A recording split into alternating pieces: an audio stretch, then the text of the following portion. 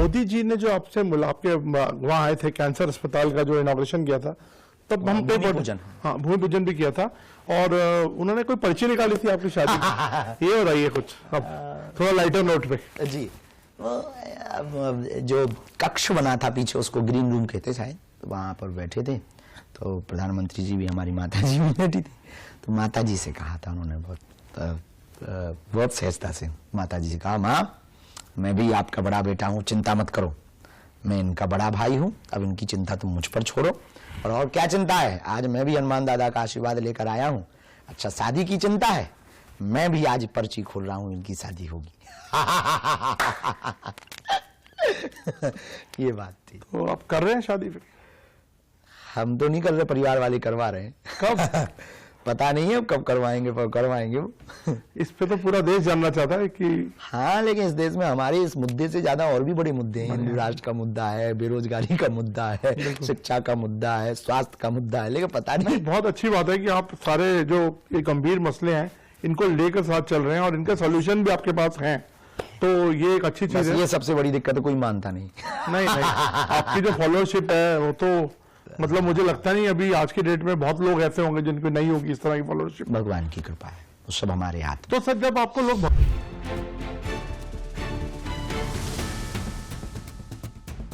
बोलता है I love Mohammad, तो उससे क्या दिक्कत है, या आई लव महादेव, तो क्या दिक्कत क्या है? बिल्कुल भी दिक्कत नहीं, हमने तो सपोर्ट किया, आई लव मोहम्मद होना चाहिए, पर आई लव महादेव भी हो तो आपको दिक्कत ना हो। और दूसरी बात, सर तन से जुदा कर देंगे, ये बयान भी ना हो। ये देश के कानून के खिलाफ है, ये देश के संविधान के खिलाफ। आप हमारे सभी अब तक के दिए हुए वक्तव्य को देखिए, हमने सिर्फ एक ही बात कही है, हम तलवारों की लड़ाई पर भरोसा नहीं करते, विचारों की लड़ाई पर भरोसा करते।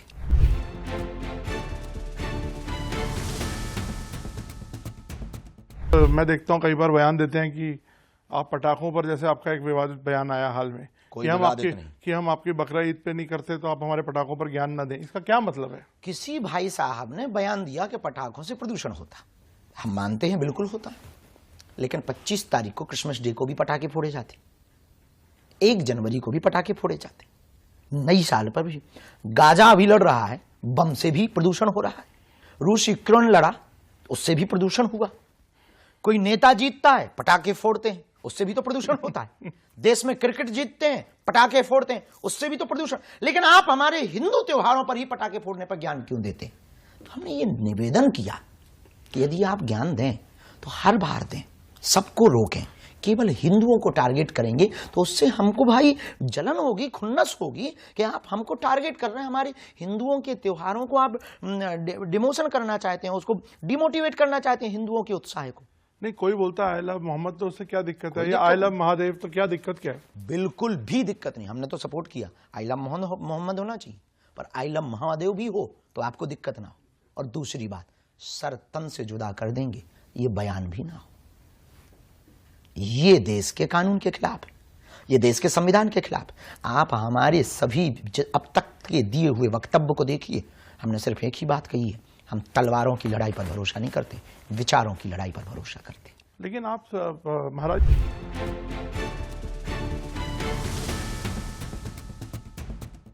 जी, पहले तो हमसे बात करने के लिए बहुत बहुत धन्यवाद। ANI से बात करने का आपने समय निकाला। आपकी यात्रा शुरू होने वाली है, उस पर मैंने देखा आप काफी मीटिंग्स कर रहे हैं, मसरूफ हैं। क्या है ये यात्रा और क्यों निकाल रहे हैं यात्रा आप? बहुत बहुत धन्यवाद ANI का, और ANI के सभी दर्शकों का भी धन्यवाद। इस देश में वैचारिक क्रांति को फैलाने के लिए, हिंदुओं को एकजुट करने के लिए और हिंदुओं के बल को बढ़ाने के लिए, एकता के लिए, हम चाहते इस देश में दंगे ना हो। हम चाहते इस देश में जातिवाद के नाम पर जहर ना उगला जाए। हम चाहते इस देश में अंगड़े और पिछड़े के नाम पर लड़ाई न की जाए। हम चाहते हैं इस देश में हिंदू और मुसलमान भी ना हो। हम चाहते हैं इस देश में हिंदू, हिंदुत्व और हिंदुस्तान की जय जयकार हो। हम मुसलमानों के भी विरोधी नहीं, ईसाइयों की भी विरोधी नहीं, लेकिन जो हिंदू घट रहा है, हिंदू जो डर रहा है, हिंदुओं पर जो अत्याचार हो रहे हैं या जो हुए हैं, उसको हम भर तो नहीं सकते, पर आने वाली नस्ल को सुधारने के लिए, आने वाली पीढ़ी को बल देने के लिए इस देश में हवाई जहाज चार्टर्ड या फिर ट्रेन से चल करके देश हिंदू राष्ट्र नहीं बनेगा। डिफेंडर या फॉर्चूनर से चलने से भारत हिंदू राष्ट्र नहीं बनेगा, ना हिंदू जगेगा। गांव गांव गली गली नुक्कड़ नुक्कड़ जाना पड़ेगा, तब हिंदू बचेगा, तभी हिंदू जगेगा, तभी एकता होगी। इसलिए ये पदयात्रा 7 नवंबर से 16 नवंबर तक दिल्ली से वृंदावन तक की 10 दिनों की पैदल चलकर गांव गांव गली गली हिंदुओं को गले लगाने के लिए हम कर रहे हैं। लेकिन महाराज जी, तो ऐसा लगता नहीं कि ऐसी यात्राओं से पोलराइजेशन और बढ़ता है?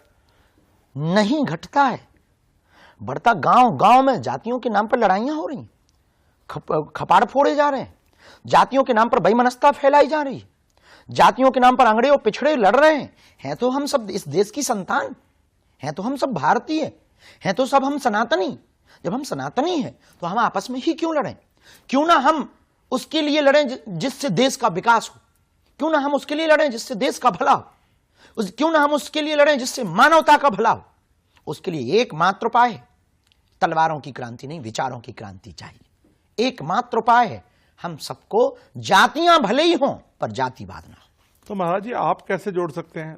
और भी कितने सारे शंकराचार्य हैं और कितने सारे और धर्मगुरु हैं, आपको क्यों लगता है कि आप ही सब हिंदुओं को जोड़ सकते हैं? नहीं, उन संतों की ही कृपा से हम ये कर पा रहे हैं।